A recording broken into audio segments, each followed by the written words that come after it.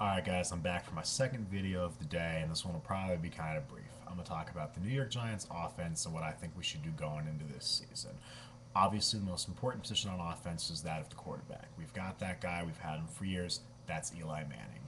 He has the potential to get even better than he already is, and I fully expect his play to be strong and not drop off anytime soon. Moving on, you look at the running back position. We've got some questions there. We've got a lot of talent in the running back stable. We've got a lot of injury as well. Brandon Jacobs, as everybody knows, is that big bruising back, and he struggled through a lot of injuries last year and throughout his career as a whole. Who knows what we've got in him? I only expect to get maybe 2 more years of strong production out of Jacobs before we have to move on. Big backs don't last, and I love the kid, I love the guy, but I don't think we've got that much more left in the tank for him. Moving on, you look at his number two guy, Ahmad Bradshaw, also struggles through injury. He's lightning quick and just is an absolute beast running between the tackles, but at the same time, injury history. Who knows what we've got in him? He's injury prone. If we lose Bradshaw, then we got to go even deeper into the backfield. Our number three guy was supposed to be Andre Brown, our fourth round pick from NC State last year, but he never even made it on the field. He suffered an Achilles rupture before the season even started, and we have no idea what we've got in him. We don't know if he's going to be able to come back to full form. His career may already be over. You look even deeper at a guy like Danny DJ Ware. He's a former University of Georgia star, and he's kind of seen some limited success in the NFL. He's an off-season warrior. Everybody likes him, and we'll see what he can do. He's a special teams guy. I don't know if I want him carrying the ball all that much, but I'd love to keep him on the roster.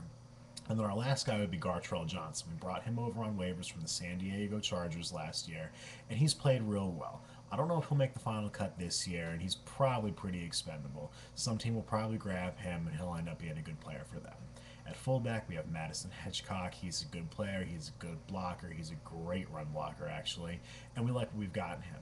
At tight end, there's Kevin Boss. He's really developed into something special. He's a great pass catcher, and the blocking is really coming along. No, he's not Jeremy Shockey, but he's also absolutely worthy of being on the field. You look outside to the wide receivers, and that was our biggest question mark going into 2009.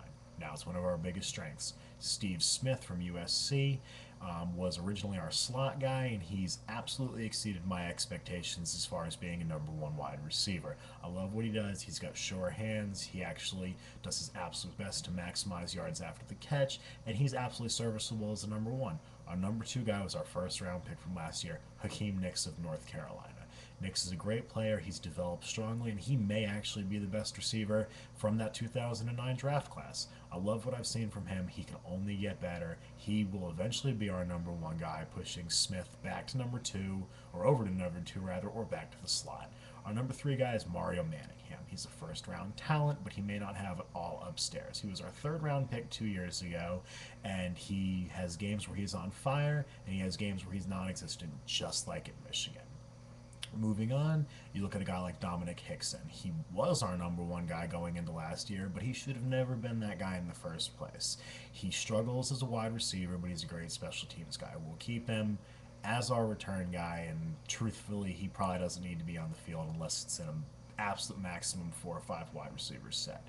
Beyond that, there's a guy like Derek Hagan. We'll probably keep him. He's a special teams ace. And we've got that real special guy, that real big guy, that Plaxico Burress guy in Ramses Barden. I don't know what's going to happen with him. He went to a small school, and he's going to take some time to develop. I don't know what we'll see from him in 2010, but I hope he can be on the field in 2011. He has the potential to be our number one guy in the future. He has the potential to be Plaxico Burress. We'll just see if he can realize that talent. I have every faith that he can, as long as he works hard and he works with the coaching staff. Our last guy is that little guy, Sonoris Moss. He was a second round pick in 2006 and is probably a bust. I like the kid. He's a good kid. He shows up to work all the time. He plays hard for the Giants, but he's just not that talented. I don't know if he'll make the team. Moving on, the last part of the offense is that offensive line. That was the bedrock of the Giants for years. It was the absolute strength. No one could touch Eli Manning, and that is unfortunately not the case anymore. David Deal has struggled at left tackle, and he's a more natural guard anyway. I fully expect him to move inside and let our second round draft pick, William Beatty, move in there this year. Beatty is a good kid. He was billed by some as a first round talent. He slipped all the way to the bottom of the second round. I loved what I saw out of him last year. Scouts loved what they saw out of him last year. He will be our left tackle going into 2010. He He has the athleticism to play on the left side, and he will protect Eli Manning for years to come. We're going to move Rich Seubert to the bench, where Deal, as I said before, will move inside to guard. At center, we have Sean O'Hara. O'Hara is a great player. I love Sean O'Hara, but he is aging. He's in his early 30s, and he will have to be replaced soon. I fully expect the Giants to draft a center maybe in this year's draft, but most certainly in next year's draft. Moving on to the right side, you look at right guard. We have Chris Snee. He's a Pro Bowl player. I have nothing to complain about Snee. He's our best lineman. He's probably one of the top 3 guards in the NFL. Then at right tackle, we have Kareem McKenzie. McKenzie has been a good player for us, but he has to go.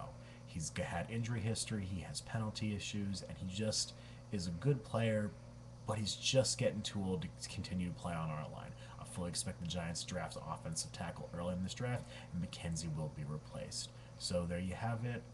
My prediction for our line this year would be Beatty, Deal, O'Hara, Snee, and whoever we draft. Other than that, I feel like this offense is going to continue to play strong, and I think we can even improve on that number 8 offense that we had last year. I see a lot of potential in this young wide receiving core. I see a lot of potential in that backfield, and I mean, we know we have the quarterback. We know we've got the players. We just need to realize the talent. There's no reason not to make the playoffs next year with this offense. There's no reason not to make a deep run in the playoffs next year with this offense. I love what I see out of them, and I can't wait for the season to start.